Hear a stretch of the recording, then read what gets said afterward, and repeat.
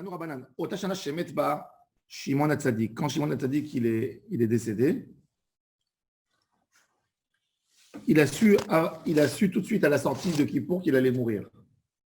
Il sort, il dit à tous ses fidèles qu'il va mourir là, tout de suite après les fêtes. Il lui pose la question, d'où tu as cette certitude? Il a dit toutes les années, il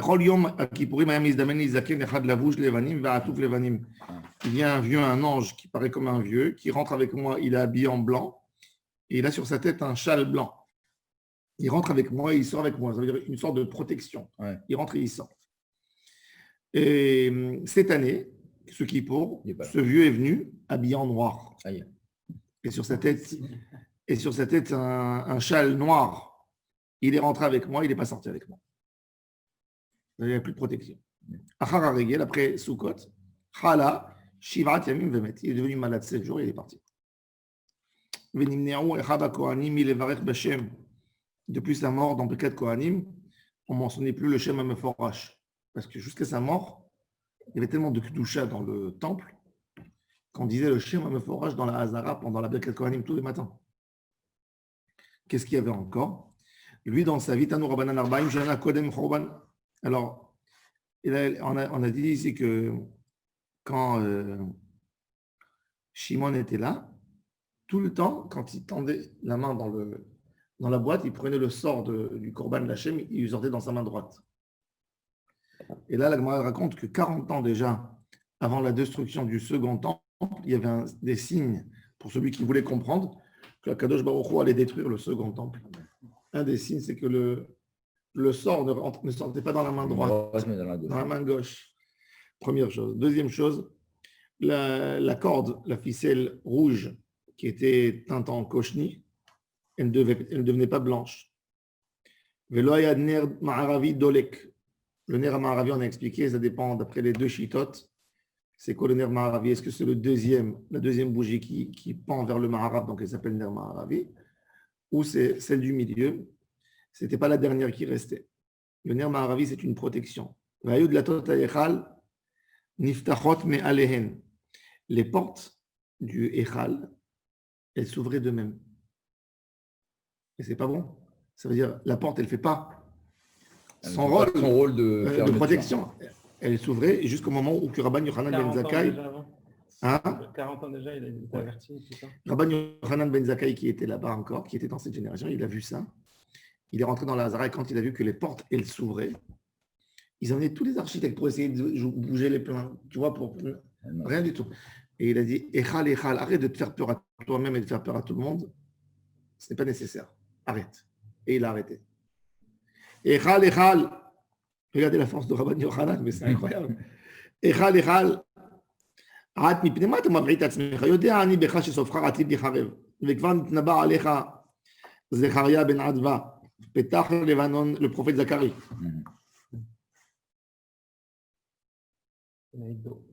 Tu sais, c'est Ben Ido. Zechariah Ben Ido. Petach Levanon de la terre vetochal esh ba'arazecha. Le papa du prophète Zacharie, c'est Ido. Et pourquoi Rabbi Hanan il a dit ça à parce que le but c'était de faire peur aux... Oui, mais parce qu'il a vu que Ham Israël ne faisait pas de tchouva et les simples étaient paniqués, ils pleuraient. Et la rencontre du juif avec Beth Amikdash, c'était une rencontre de panique. C'est-à-dire, à un moment, quand ça y est, on a déjà décidé, il n'y a plus, c'est pas une question maintenant, ça y est, il est détruit. C'est juste quand? C'est juste quand? Il n'y a plus de retour. Il va être en panique. Quand même loin, hein. S'il attend Hachem, c'est que c'est potentiellement... Vous posez une bonne question. Est-ce que la Shoah a été... Est-ce qu'on pouvait l'arrêter? Il y a un moment que il y a une Shoah, oui, mais tu payes le prix. Tu as compris? Ça veut dire... Tu auras une certaine punition. Non, c'est comme un homme qui a une pénalité de mort, que même lui, le Sanhedrin lui demande de faire vidouille avant de mourir. C'est ou mourir avec Tchouva ou mourir sans... Mais la peine, elle doit arriver. L'histoire des Meraglim, des explorateurs. Kadosh Baruch Hu, il a dit Bamidbar, Azeh, Yiplou, Pigrechem. C'est le Yazan Teshuvah. La Teshuvah, c'est avec ça. C'est un changement de sort. Exact. Amar Rabbi Yitzhak ben Tavlai. Lama nikra shemo Lebanon. Pourquoi le Beth Amikdash il s'appelle Lebanon? Chez Malbin avonotem chez l'Israël, car il blanchit les fautes d'Israël. Amar Rav Zutra Abar Tuvia Lama nikra shemo Ya'ar. Pourquoi il s'appelle la forêt Ya'ar al Lebanon? Dire-t-il Bet Ya'ar al Lebanon comme qui est écrit dans Melachim Bet Ya'ar al Lebanon. Lomar lecha ma Ya'ar melavlev av Bet Amikdash melavlev. De la même manière que la forêt elle est toujours verte, même le Bet Amikdash il aimait la vlève, il faisait sortir des feuilles. Alors c'est intéressant parce qu'il faut savoir que Beth Amikdash, nous n'avons pas le droit d'avoir aucun arbre dans toute l'esplanade. Lotita alecha kol etz etzel mizbach Hashem Elohecha. Assour. Même dans une synagogue de là vient la coutume du Gaon de Vilna anti-seminhag Shavuot de faire entrer des feuilles vertes à la synagogue et des fleurs. Ça tombe et ça se plante. Alors il dit tout ce qui est ce qu'on met pour alimenter la plante, c'est l'otita alecha kol etz ashera bet Hashem Elohecha. Parce que quand quelqu'un il se prosterne à la synagogue, on va penser qu'il se prosterne à l'arbre, comme qu'il y a des goïms qui se prosternent à des arbres. Et c'est un lave minatora. C'est pour ça qu'on dit dans une synagogue, il n'y a pas, il ne faut pas mettre rien du tout. Et au Beth Amikdash, comme il dit, le Rambam, dans tout le Shetar du Harabait, il n'y a pas un arbre. Maintenant, les Arabes, ils ont mis. C'est marché, ils ont mis, là-bas dans l'esplanade, ils ont mis des pins, il y a des pins. Pourquoi on n'enlève pas aujourd'hui les arbustes qui sont sur le Arabaït, sur le mur? C'est les arbres fruitiers. Non, tout est interdit. Tout arbre. L'otita alecha kol etz. C'est Yoshua qui a un décret. Ça, c'est une autre chose. Ça, c'est une des takanot, des 10 takanot, de ne pas planter des arbres fruitiers dans les villes. Parce que comme on n'a pas le droit d'arracher un arbre fruitier, ça va empêcher le système urbain de se développer. Une autre chose. Alors maintenant, et pourquoi il s'appelle Melavlev? Mayar Melavlev, Avet Amikdash Melavlev, D'Amar Avoshaya Beshara Shebana Shlomo Bet Amikdash. Natabo Komine Megadim Shel Zahav. Il a mis des arbres en or. Il a dit bon, des arbres normaux, c'est assez. Il a mis en or. Vayu Motzim Perot Bismanem. Il faisait sortir de l'or. Ça vous paraît? Vekivan Shaharuach Menashevet Bahem.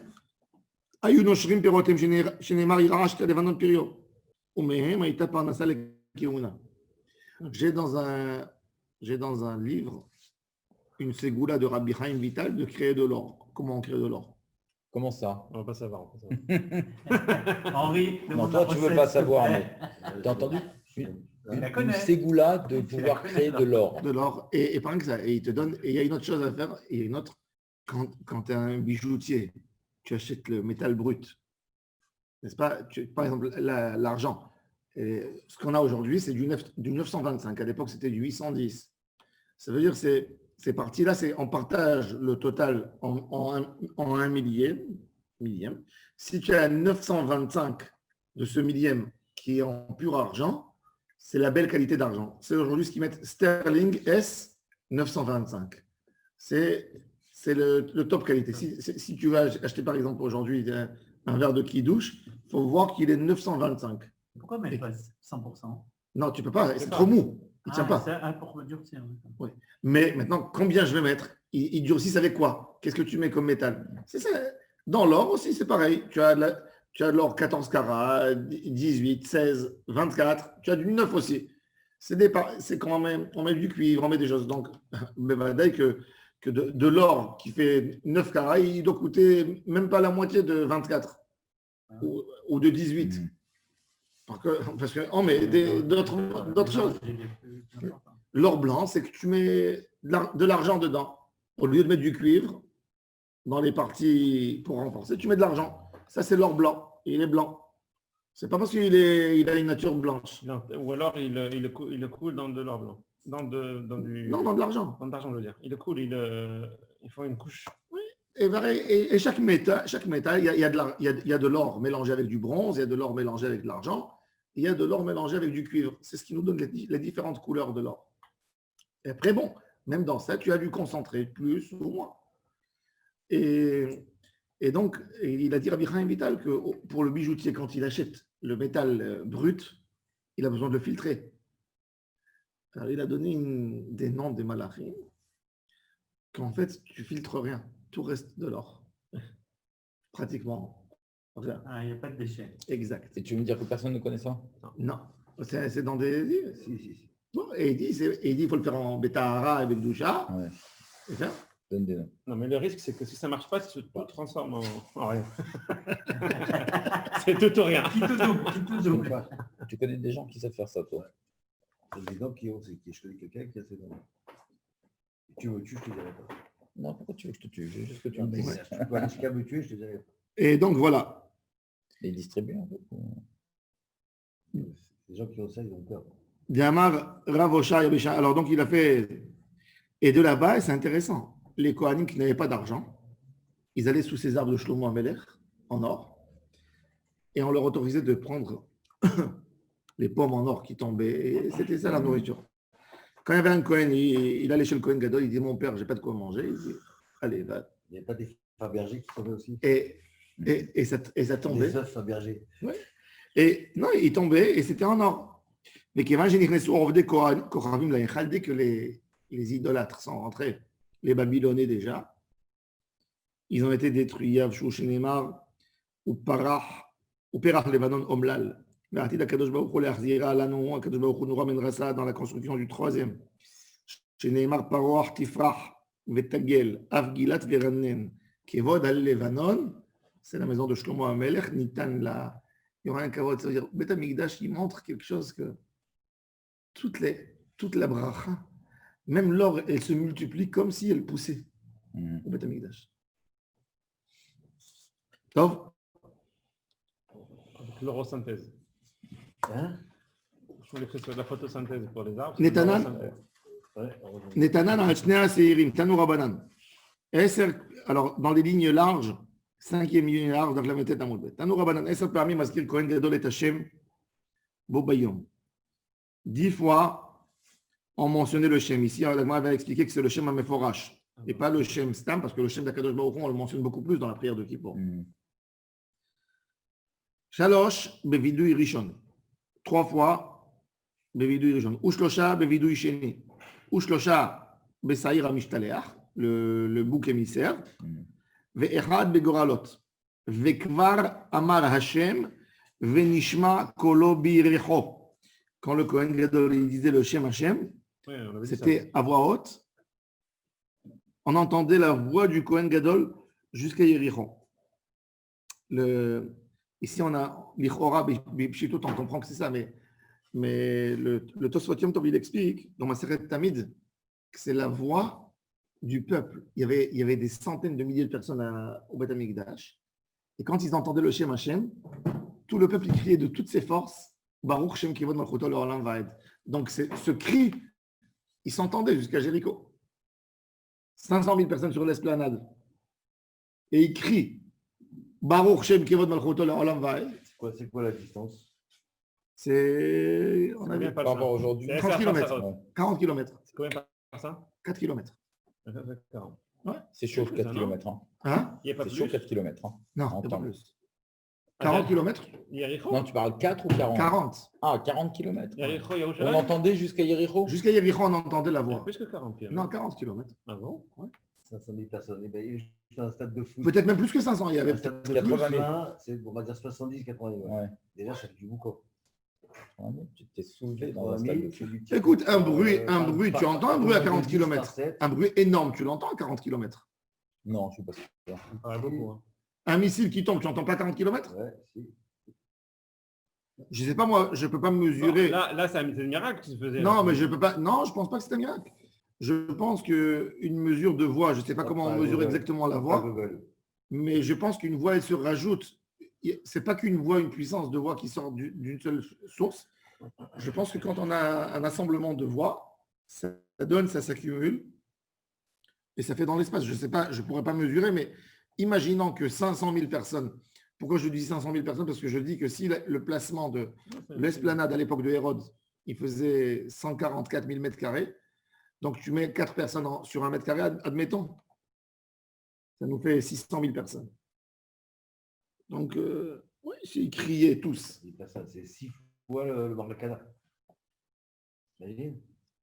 Il dit Ça lui passait presque un million de Bizman personnes. chez Héron ici, mais C'est marqué en même temps. T'as trouvé la Oui, réponse? mais L'intensité d'une détonation dépend de l'altitude. Ah. Non, mais regarde. si tu dis que c'est le Kohen Gadol, tu es obligé de dire que c'est un miracle. Mais si tu dis que c'est le peuple, Nishma Kolo, pas Kolam. non, mais moi, je pense que d'abord, Kippour, il n'y a personne qui travaille. Ouais. D'accord? Et l'air est Tu pur. dis qu'il y a moins de bruit Il y a moins de environnant. bruit. C'est pas parasité, ouais. Pas Bon, parasité. je ne sais pas. Non, c'est l'air qui véhicule le bruit, déjà. Ça, on le fait. La vitesse de la voix, elle va moins vite que la Mach. vitesse de la lumière. Oui, Mach 2, Et c'est pour ça qu'on entend.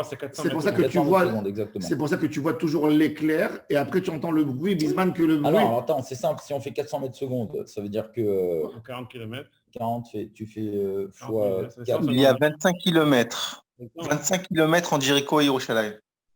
Ah, de l'air, distance de l'air. Ouais. Non, les 25 km, tu as regardé sur Google ou tu as regardé à vol d'oiseau?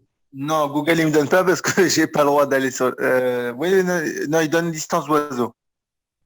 Ah, c'est ça. Distance oiseau. Ok. Déjà, c'est pas toi, c'est moi, c'est moi. Bon, c'est un peu moins. C'est un peu- C'est Bon, sûr, c'est c'est Marianne. sûr aussi, bien sûr. Alors, c'est sûr 23 km. Regardez, maintenant, regardez, mais il y a des témoignages, regardez. Plus que ça encore. Tanoura Banan. Donc, Veni Vekvar Amar Hashem Venishma Beiricho. Amar Rabba Bar Hana. Miricho l'Irushalayim. Asara Parsaot. Bon, on n'est pas obligé de croire Rabba Bar Hana parce qu'il ne vivait pas en Eretz Israël. Il vivait à Babel. Donc, de là, on ne peut pas apprendre sur la distance. L'Ira, ça pourrait être une preuve pour Rabbi Chaim Naeh. Parce que d'après le Chazon Ish, la Parsa, c'est 4 km 600 à peu près, même plus que ça. Tandis que pour Rabbi Chaim Naeh, 1000, c'est 960 mètres. Donc c'est 3600. 3600, ça fait 36 km. On est à 10 km. Mais selon le Chazon Ish, j'en ai 42, c'est beaucoup plus. Alors, il a dit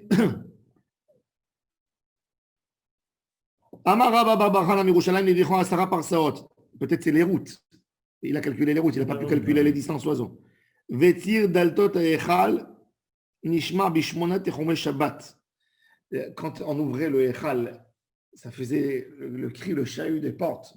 Quand on ouvrait les portes du echal, qui étaient des portes de 20 mètres de hauteur, on entendait les portes du echal s'ouvrir dans 8 Tromé Shabbat de Jérusalem. Ça veut dire dans l'agglomération, dans toute la banlieue de Jérusalem.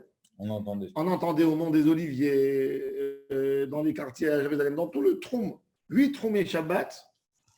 C'est-à-dire jusqu'à la clameur. 10 km. Le bruit qui s'ouvre. Le grincement peut-être. Non, la clameur des gens. Non, les portes. Le bruit des portes. Oui. Ouais. Grincement. Ça veut dire.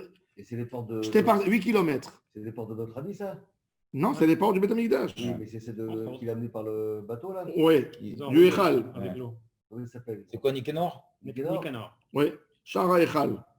C'est la plus grande porte. À Jéricho, on entendait un petit bruit, pas un grand bruit. Bon. C'est aussi, il faut savoir qu'aujourd'hui, les hommes, on a perdu la shmira. On n'entend plus. On n'entend plus aujourd'hui.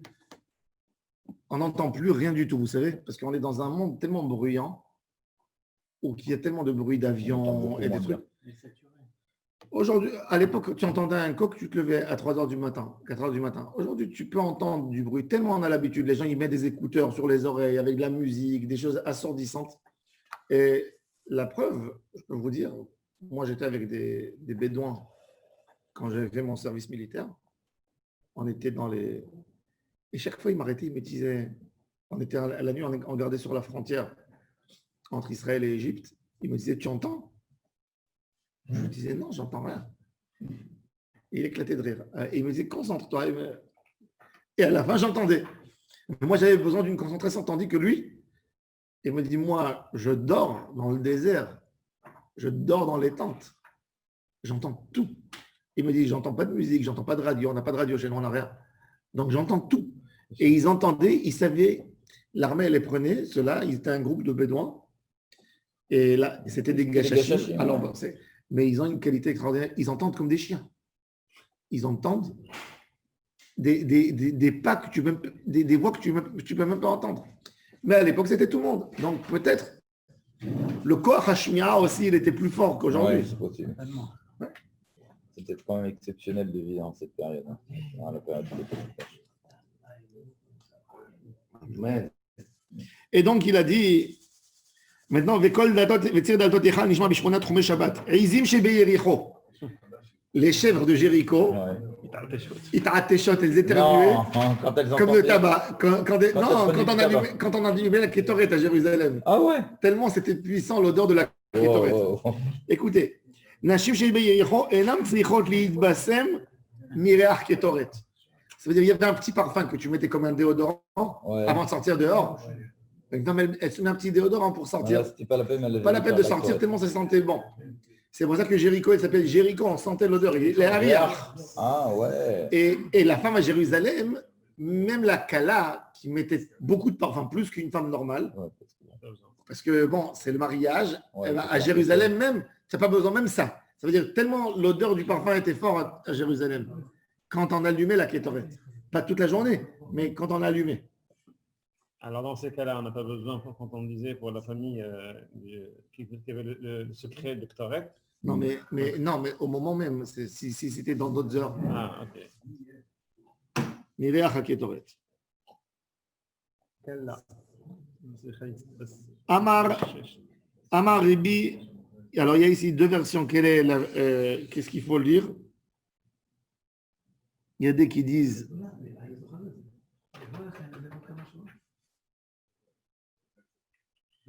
Amar Rabbi Elazar Eliezer ben Diglai, pas Yossi ben Dolgai, Eliezer ben Diglai. Izim hayu le Abba.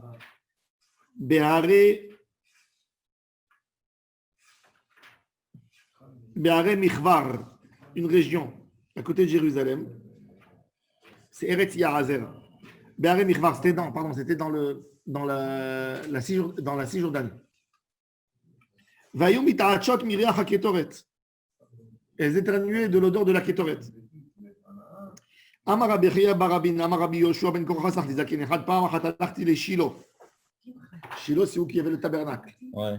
Ve'erachti reach kétoret mi ben kotlea. Ça veut dire la kétoret, elle avait une odeur fabuleuse que lui, il va à Shilo, donc l'époque du Talmud, c'est il y a 1500 ans. Shiloh, c'est à côté de Jérusalem. Oui, Mhm. à Shilo. Et il sent, non, pas Beth Shemesh, c'est dans les territoires, c'est vers Beth El là-bas.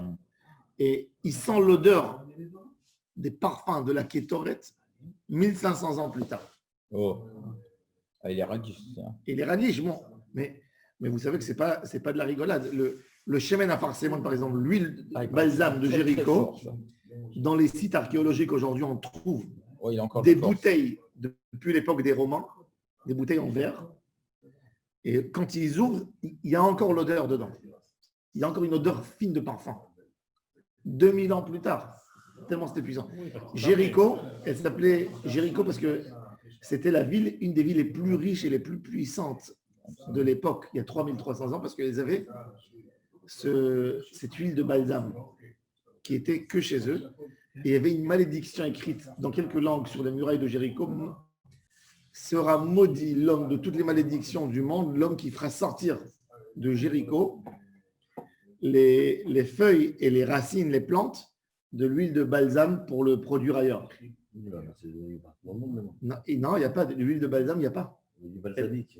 Non, il y a du vinaigre balsamique, mais de l'huile de balsam, c'est très très rare. C'est la reine Cléopâtre qui a essayé de le diffuser, de l'amener. Elle était fan de ce. Comment ça se fait qu'il y avait des choses comme ça où avant ils étaient très très avancés, que jusqu'à maintenant on n'a pas Mais retrouvé. ça coûte tellement Et cher. aujourd'hui on est dans la technologie et ces choses-là. L'huile de balsam, ça vaut une fortune. Tu sais, pour faire par exemple, pour faire 1 litre d'huile de rose, 1 litre de l'huile de rose, tu as besoin de 1000 kilos de rose pour fabriquer Ah ouais? à peu près. 1 litre d'huile de rose, ça Pas peut- de ça- l'eau, ça- de l'huile de rose. de l'huile de rose, ça monte à 30 000 euros, 40 000 euros le kilo, le litre. Non. Tu mets une goutte d'huile de rose comme ça sur ta main. Moi, j'ai essayé ça. 10 jours après, tu ne peux pas mettre ta main tellement c'est fort. Une goutte, comme ça, tu vois. Et c'était ça le parfum qu'ils mettaient à l'époque. À l'époque, les gens, ils avaient besoin, même les hommes, ils mettaient du parfum. Pourquoi? Parce que les gens mangeaient avec les doigts. Ah, donc on sait le faire aujourd'hui. Ça. C'est très cher, mais c'est très, très cher. On sait le faire techniquement. Oui, mais c'est très coûteux. C'est très coûteux. Ça veut dire, il y a des savoir-faire du moment qu'il n'y a pas beaucoup de personnes qui demandent. Donc, ce n'est pas un savoir qui se transmet. Et après, il se perd à un moment. Aujourd'hui, ils ont essayé de retrouver justement dans la kétorette, il y avait un peu de l'huile balsamique à Farsémon. Donc, tu prends un mec comme qui a de l'argent, il veut faire. Oui, il y a des gens qui sont prêts de payer. Mais un jour, j'étais au duty free. Je suis passé, je ne me rappelle pas où c'était exactement, où en Turquie. J'ai vu des parfums qui vendent pour les Arabes de là-bas. Il y a des grandes maisons de parfums françaises. Sans alcool. Non, ils leur font du parfum spécial qui est adapté aux odeurs qu'eux, ils aiment. Mais le prix de la bouteille, ça commence par 1200, 1300 euros. Des petites bouteilles de parfum. Et ils les achètent. C'est les grandes marques qui font ça. C'est Hermès qui a commencé à faire ça. Voilà, ils leur font et ils payent. Ils payent. Mais c'est pas parce que vous avez. Mais là, c'est des parfums. Ouais. Bon, la kétorette, c'était spécial. Ces choses-là, hein, quand même. Pardon. Tu es au fait de toutes ces choses-là, quand même. J'étais. Amar Rabbi Yanaï. Bon. Amar Rabbi Yanaï. Maintenant, on est dans une marloquette dans la Gemara et là, le sujet de la Gemara, il va partir sur ce sujet. On a parlé de Kippour, du bouc émissaire. Le bouc émissaire,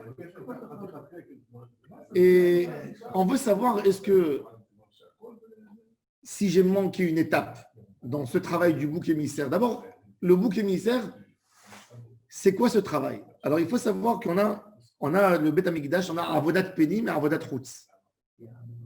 De la même manière que tu as dans tout Pnimiyut et Chitzoniyut, surtout dans la Kabbale, la Pnimiyut et la Chitzoniyut, c'est hors Pnimi, hors Makif, c'est indispensable. Même dans le Talit qu'on met. Le Talit, c'est hors Makif, c'est hors Pnimi, c'est à l'intérieur. On a Avodat Penim et Avodat Chutz. Avodat Penim, il ne faut pas bouger l'ordre de l'Avodat Penim. La Avodat Chutz, C'est à l'intérieur. oui. À l'intérieur, le Kohen, il rentre dans le Echal et il fait après Pnim de Pnim, il rentre dans le Kodesh HaKodashim. C'est le symbole de la Pnimiyut. C'est le symbole de la Avodat Hashem. Et tu vois bien que quand il fait de la Avodat Hashem pure, Pnimit, même les mots, on n'a pas besoin de parler. Il faisait une tefila ketzara. Le hikar, c'est de faire rentrer la kétorette, c'est de nettoyer l'esprit. Ça veut dire, si tu regardes la parabole, l'idée, il y a un moment où tu parles avec Hachem que dans ton cœur. Tu n'as pas besoin de parler. Les mots, c'est externe, c'est pour enlever ce qui empêche la kavana. Quand je parle, je ne peux pas penser à autre chose dans l'idée. Mais le hikar, c'est tachin libam. C'est la achana du lève. C'est pour ça que dans Kiryat Shema, quand on parle de tefila, les hava et Hashem lo'erem ou l'envdo bechol levavchem. Alors tu te dis, est-ce que la avodat Hashem c'est dans le cœur? Oui. Le but de la tefila, c'est de te concentrer dans les mots pour ne pas penser d'autre chose. Et les mots, ils vont t'amener la kavana. Mais le hikar de tout, c'est le cœur. C'est pour ça qu'on parle de avodah shebalev. C'est un travail. Et c'est le Kohen Gadol, s'il pense une pensée qui n'est pas dans l'ordre des kavanotes, qu'il a besoin d'être mechaven, il meurt. S'il a un mérite, il meurt après Kippour. S'il n'a pas de mérite, il meurt sur place. C'est ça qui le tire avec la chaîne. Ouais, ça pouvait arriver. Mais des fois, il avait un srout à vote. Mais ça veut dire de là, tu comprends l'importance du cœur. Ça, c'est la tachlit. Ça, c'est la pnimiut de pnimiut. Bon. Maintenant, donc le cœur est plus important que l'esprit. Ça veut dire le cœur, quand on parle du cœur, c'est l'intérieur. Ça doit être plus ta kavana dans le cœur, elle est propre, comme un enfant. Un enfant, quand il dit quelque chose, c'est de tout son cœur. Quand un enfant il fait une bracha, c'est pour ça que je dis toujours, prends un enfant qui a 5 ans, dis-lui, fais-moi une bracha. Il va te dire, quelle bracha tu veux que je te fasse? Fais-moi une bracha que je sois riche, Quand il fait une bracha, c'est une bracha qui sort de tout son cœur. Parce qu'il n'y a rien qui perturbe. Tout, c'est pour ça que c'est tellement pur. Une bracha d'un enfant, la Torah des enfants, elle est pure. Pourquoi? C'est la pnimiyut. Même la pnimiyut, chez nous déjà, tu penses sur 10 choses. Non, tu penses sur 10 choses. Tu n'arrives pas à les penser, elles te perturbent, etc. Donc, maintenant, dans la pnimiyut, assour qui est le moindre, quand la Torah elle demande pnimi, assour qui est le moindre de changement. C'est le cœur qui influence le cerveau. C'est le cerveau qui... Alors, la Gemara, déjà, elle pose la question. Alors, c'est le cerveau qui influence le cœur qui va influencer le cerveau. Quand tu vois quelque chose, alors dans la Havera, quand tu vois quelque chose, alors c'est les yeux qui ont capté, qui ont envoyé une idée au cerveau, et le cœur, il a entendu, il a eu envie, Il a donné son et il a donné ça. Mais quelque part, c'est le cœur qui domine, parce que la Torah dit c'est le cœur qui a décidé d'être curieux d'aller voir, et puis après, il commence à perturber. Mais l'idée, si le cœur il est pur, c'est. Dans le bien aussi, c'est pareil. Tu dis lève ta hor dans Bekat Alevana en site. C'est impulsion. Là, tu as parlé d'une affaire avec quelqu'un qui veut faire une mitzvah. Si il y a du cœur aussi. Le il a vu, pareil, le cœur il veut, d'accord. Donc ça veut dire que le cœur c'est plus important que. Lève ta hor, Berali Elohim. Voix, ça passe trop voir. Moi, je dis que c'est pas ça. Tu vois plus que c'est le cerveau qui. Non, le cerveau, c'est le centre de commande. Le cœur. C'est plus chaud. Oui, Ça, c'est la tava. le cœur, quelque part, aujourd'hui, ils te disent pourquoi les gens ils ont baissé le niveau du cœur. Parce que jusqu'à aujourd'hui, on n'a pas réussi encore à définir est-ce que dans le cœur, il y a des envies. Le cœur, c'est une pompe. C'est une pompe. Alors, dans le cerveau, il y a la partie qui concerne le cœur. Tu vois ce que je veux dire? Il y a la partie émotionnelle qui est du cœur. Et cette partie. Je crois qu'il y en a deux. La Torah, elle appelle pour faciliter, elle appelle le cœur. Le cœur, c'est rien en réalité. C'est une pompe. Mais la Torah, elle dit cette partie émotionnelle, peu importe comment tu l'appelles, nous on la définit. Parce que le cœur, il nous le fait sentir. Quand quelqu'un il a une émotion, son cœur, Il accélère. il accélère. Alors on appelle ça, tu peux l'appeler comme tu veux, mais dans l'idée. Bon. En tous les cas, on revient à notre sujet. Donc la Torah, quand il y a une avoda pnimite, elle te demande quelque chose de beaucoup plus fort. Il n'y a pas le droit à l'erreur là-bas. À l'extérieur, il peut y avoir des erreurs. Nous, on sait que, par exemple, un korban, j'ai pris le sang. Du moment où j'ai pris le sang, même si le korban il est devenu tamé, je dois le brûler. Mais ratsé, il fait un ritsouille. Il y a eu une erreur. Et on sait que quelqu'un qui a pensé, un Kohen, il a pensé une fausse idée. Alors, il est mechaper bechol, si la personne ne savait pas, il est mechaper. Parce qu'après, il y a un korban qui va faire une kapara sur les erreurs des Kohanim. Et c'est ce que le Kohen Gadol il fait. Il amène le taureau de Kippour pour pardonner sur les fautes des Kohanim de toute l'année, que grâce à ça, les fautes de Ham Israël seront pardonnées dans le korban parce qu'eux, ils n'ont pas su. Il y a un korban qui est mechaper sur le Tum'a Be'elem. Quand je suis rentré au Beth Amikdash, je ne savais pas. Donc tout ça, c'est mechaper. Mais c'est mechaper sur la partie externe du Beth Amikdash. Ça veut dire que j'ai amené un korban. Toujours, on est encore dans la Hazara. Dans la Hazara, on n'est pas encore dans le Echal. Dans le Echal, je n'ai pas le droit à l'erreur. Et là, justement, vient le sujet de notre Gemara. Qu'est-ce qui s'appelle le bouc émissaire? Le bouc émissaire, il a du sang qui va être aspergé à l'intérieur, sur le Mizbeach Hazav. Donc, est-ce que ça s'appelle une avodat pnim ou une avodat routz? Parce que lui, il finit dehors. Maintenant, si c'est une avodat pnim, Il n'est pas égorgé, lui. non, l'autre, la Shem. La chaîne, pas là. La Shem, oui. Le sang qui va être égorgé. Rachid va nous faire l'ordre. C'est pas les ministères alors. C'est le deuxième. Oui, le deuxième. Rachid va nous expliquer l'ordre. Regardez, rien qu'on on va reprendre l'ordre du travail. Alors, rien que pour rafraîchir, après on revient à notre sujet. Je prends Dafmem Hamoud Aleph. Regardez Rachid dans les lignes larges.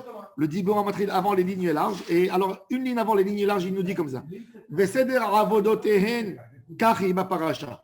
Rachid nous donne l'ordre. On reprend pour rafraîchir l'idée un peu. Il n'y a pas de ligne là. Même Hamoud Aleph. Les lignes larges, oui. La ligne avant les lignes larges.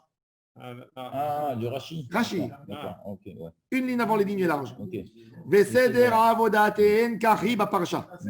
Betechila mitvader à la part vidouille rishon. C'est le premier vidouille. Ensuite, on fait le sort sur les boucs. Quel est le bouc émissaire et quel est le bouc? Il laisse les boucs, il retourne lui chez son part et il fait un vidouille chéni, un deuxième vidouille. Sur le pain. Ou chez Hato, il égorge le taureau. Ouais. Ensuite, Machnis, il laisse le taureau, il retourne prendre les encens qu'il va faire rentrer sur l'encensoir. Ou Machnis Kafou Marta, et après il rentre dans le Kodesh HaKodashim. Hein?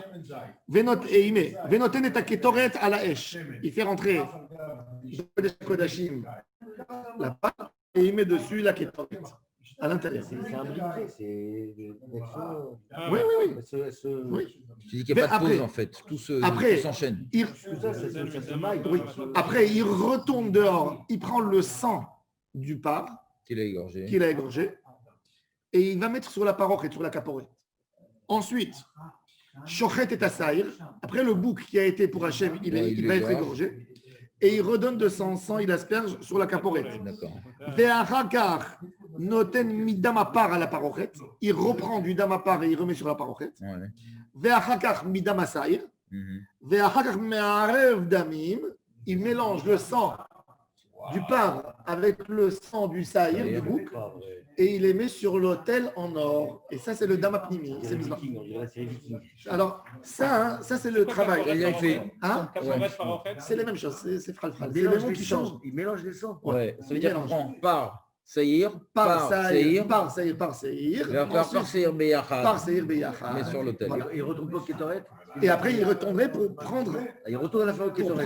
pour prendre la kétorette, mais là, il n'y a pas un mot à dire. Il rentre, il prend, il sort. Quelque part, il commence avec la Ketoret. Il commence avec la kétorette. La kétorette, c'est la partie qui va se faire avant le moussaf, avant le travail du jour. Et Et il finit par la Ketoret. voilà, C'est logique, c'est ce qu'on fait dans la tefila. et il finit après pour faire sortir la kétorette. Exact. On rentre et en fait, même dans le moussaf, on fait cet ordre. En tous les cas, on voit ici qu'il y a beaucoup du pnimi ici. Il y a énormément. On a la parochette qui est pnimi. On a les knissa, les kodesh Il HaKodashim. se trompe à ce moment-là quand il fait. Ah, c'est impossible. Catastrophique. Il a 7 jours pour le. C'était une catastrophe. Il est arrivé au summum. C'est le président du monde. C'est le jour où que tout Israël regarde sur lui. Il n'a pas le droit à la moindre Qu'est-ce erreur. qu'il fait avec le sang mélangé? Il asperge sur le misbéach. Sur le misbéach apénimé à l'après. Le sang mélangé, les deux sangs mélangés. Misbéach apénimé. Donc on voit quelque part que le statut. Alors tout ça, le statut de ce. Maintenant, quelque part, ça c'est le bouc qui va être égorgé pour Hachem. Mais le bouc émissaire, il est même pas. Son travail ne se fait pas au Beth Amikdash. Il est quand il arrive au désert. Alors, cette histoire des boucs. Mais qu'est-ce qu'il va avoir le taureau avant? Le taureau, c'est son bidouille à lui. Son bidouille à lui. Et à lui, le c'est bidouille de nettoyé ses frères. avec. Et à lui. Alors, et là, il y a tout ce débat. Et justement, alors, la Gemara, maintenant, elle veut comprendre le statut quand je tire le tirage au sort des boucs. Est-ce que ça s'appelle une avoda pnimite ou une avoda troutz? Le tirage. Ouais. D'abord, est-ce que le tirage, c'est une avoda ou c'est un accessoire d'une avoda? Pour pouvoir faire une Nous, on a avoda. vu avant que ça s'appelait clé charrette. Ça s'appelle pas clé charrette. Hier, on a étudié. Pourquoi? Parce qu'on ne voulait pas être Mikachim Oda, Torah Chazal, Normanov, Jeune Israël. Alors là, c'est tout le débat de la Gemara ici, de cette feuille, Bezrat Hashem, qu'on va étudier la semaine prochaine, tout ce sujet. Il sera sur ce point-là. Est-ce que Goralot, c'est Avoda Pnimit Oh, c'est ou Avoda Chitzonit? C'est sûr. Hein? Ah, ça devait être une avoda, c'est pas un cli. C'est une Avoda. C'est Mais pas non, un cli charrette, ça veut dire? quoi, non. C'est un clicharette, la boîte où on tirait le sort. L'Agmara qui parle de la Avoda du Yom Kippur. Raphaël, j'entends pas, reprends. Non, Raphaël il parle avec sa Ah femme. pardon, excusez-moi, pardon. Qu'est-ce que tu poses? Raphaël? Ah non, non. Ok. Il parle avec Mais c'est donc, dans tout le lien de la avoda, on veut savoir est-ce que Il c'est une obéit avoda aux ordres. pnimite, est-ce que c'est une avoda pnimite ou une avoda chitzonite. Si c'est une avoda pnimite, je n'ai pas le droit à l'erreur. Et si c'est une avoda chitzonite, si j'ai sauté une étape, par exemple, Ah, comment tu dois gérer? Est-ce que tu reviens? par exemple, j'ai oublié de faire le goral. Le Cohen, il a pris les taureaux, il a dit les boucs, Allez, celui-là, ça il va a être dit celui. l'Hachem Ouais. et l'autre la Azazel. Ouais, c'est pas pareil. Ou Où il s'est trompé. il a tiré, Ouais. il a changé dans les choses. Où on a un bouc émissaire qui est mort, un des boucs qui est mort, qui est tombé. Alors là, on va lire un tout petit peu pour comprendre le débat. Et Bezrat Hashem, la semaine prochaine, on prendra le débat. Amar Rabbi Yanaï. Rabbi Yanaï, c'est un Tana. Non, elle pas là. On revient à notre sujet. Amar Rabbi Yanaï. Aliyat Goral mitor kalpi ma'akevet. Hanacha ena ma'akevet. C'est intéressant. Lui partage le Goral. On met à Kev ou l'homme à Kev? Non, alors il te dit de faire le tirage au sort obligatoire, Ouais. mais de poser les Sur la tête des bêtes, pas les papiers, les morceaux, les morceaux les de bois. cartes, les cartes en bois ou en or, ça dépend quand. Sur les têtes, elle n'est pas marakevet. Alia, elle est marakevet. Pourquoi c'est écrit Ala ala vagoral et Anacha, elle n'est pas marakevet? Non, parce qu'en fin de compte, c'est la alia qui est importante. Vu que tu prends main gauche ou main droite, Tu sais déjà qui va être. Tu prends, tu tires. Mais en fait, tu tires et tu poses. Est-ce que tu tires et tu poses? Et comment tu fais? Ah, Alia, alors non, lui il dirait bien, il dit Alia de Goral mitor kalpi ma'akevet. Anacha ena ma'akevet. Rabbi Yochanan amar Af Alia ena ma'akevet. Pourquoi? Parce que Rabbi Yochanan, il veut te dire que c'est une avodat routz. Et une avodat routz, elle n'est pas ma'akevet. Pourquoi c'est marqué D'accord? Il te dit, c'est bien, mais comment on sait que toutes les mitzvot qui sont faites à l'extérieur, elles ne sont pas ma'akvot. Du moment où j'ai égorgé, c'est le hikar. Alors il te dit, c'est bien pour l'accessoire de la mitzvah, mais ça n'empêche pas. Ce n'est pas une avoda qui gâche tout. Et là, Bezrat Hashem, la semaine prochaine, on verra des preuves pour la Rabbi Yehuda, les Braïtot. Toute la feuille, elle va s'occuper que de ça. Est-ce que c'est une avoda pnimite ou c'est une avoda chitzonite? C'est intéressant, c'est très intéressant. Et on verra après le rôle du Misbeach Hazahav. Quel est le rôle? Pourquoi il s'appelle Misbeach? Puisque c'est un encensoir. Ce n'est pas un Misbeach. On va mieux comprendre. Je vais vous amener le Rada, qui a encore des personnes qui disent quel est le rôle du Misbeach? Pourquoi il s'appelle Misbeach? Ouais, si tu n'es pas Zover. Il n'y a rien de Zévar dessus. Tu n'es pas Zover, rien du tout là-dessus. Pourquoi tu l'appelles Misbeach? On verra tout ça. Il devait être quand même dans une sacrée charada, les Kohanim. Ah, bien sûr, le Kohen, il était. Le mec, il devait avoir des ulcères, je te dis. Non, mais le Kohen, la veille de Kippour, ils lui disent, il est ramené au Sanhedrin, il rentre et il voit 70 vieux qui pleurent tous avec des larmes. Ah, il pense qu'il et faut mourir. il lui serre toute la... il lui serre tous les mains et ils lui disent, Ishi Kohen Gadol, tu es le représentant du peuple. Attention. Purifie ton cœur. Non, mais il lui dit. Il n'est pas de haine contre personne. Mais il lui disait, tous les yeux de Ham Israël, il lui dit, c'est toi. Mais tu sais que ça veut dire, déjà, imagine-toi, quand quelqu'un il te demande, quand quelqu'un il va chez un tzaddik, il lui dit, fais-moi une bracha, prie à Kadosh Baruch Hu pour moi. Ça veut dire, et il lui dit, ma vie est dans tes mains. Ça veut dire dans une situation. Le tzaddik, quand il parle avec Hachem, il pleure déjà. Il pleure d'une responsabilité. Pour lui. Terrible. Ouais. Oui. Rabbi Elimelech de l'hygiène, quand on venait lui demander des brachot, il s'enfermait dans la chambre. Et un jour, il y a un chassid qui s'est caché sous un banc pour entendre. Qu'est-ce qu'il disait? Il ouvrait le Echal, le Haron Kodesh, il pleurait, il disait à Kadosh Baruch Hu, moi je suis zéro, mais les gens ils pensent que je suis tzaddik. Aie pitié de ces gens, parce qu'ils pensent qu'un tzaddik, il doit amener la bracha, donc donne-moi, même si moi je ne suis pas un tzaddik. Mais comme eux, ils pensent que je suis tzaddik, n'efface pas l'image du tzaddik de leurs yeux. Et ils pleuraient, ils citaient les noms. C'est une peur bleue. Et là, le Kohen Gadol, il va amener tout à Israël, mais il va pleurer sur le juif, Chas v'Shalom, qui a fait la plus grosse avéra, sur le juif Mechalel Shabbat, sur le Roved Avodah Zara, sur l'homme qui n'a pas mangé kasher, sur tout cela. Il va penser sur des fautes d'ignorance, des malheurs, des douleurs. On a vu les Kohen qui ont bagarré, qu'on a un petit peu mal jugés. En réalité, même s'ils étaient prêts à mourir, alors c'est vrai qu'il y avait cette histoire de cavote, comme tu dis, mais ils avaient quand même un... Mais déjà, même le Kohen, il était très stressé. Les Kohanim au Beth Amikdash étaient toujours stressés. Parce que déjà, quand tu venais chez le Kohen, chaque Kohen, n'importe quel Kohen, quand il te fait faire le vidouille, et il a besoin de se concentrer dans la shrita pour faire la kavana, pour ne pas avoir une kavana qui perturbe ton korban, déjà, il était avec un stress terrible. Et il devait se concentrer toute la journée. Et il était fatigué. Et en plus, il ne dormait pas la veille. Il ne dormait pas la veille. Quoi Et il ne dormait pas la veille. Il ne dormait pas les veilles. Il ne dormait pas les veilles. Yom Tov, Shabbat Tov, Shabbat Shalom.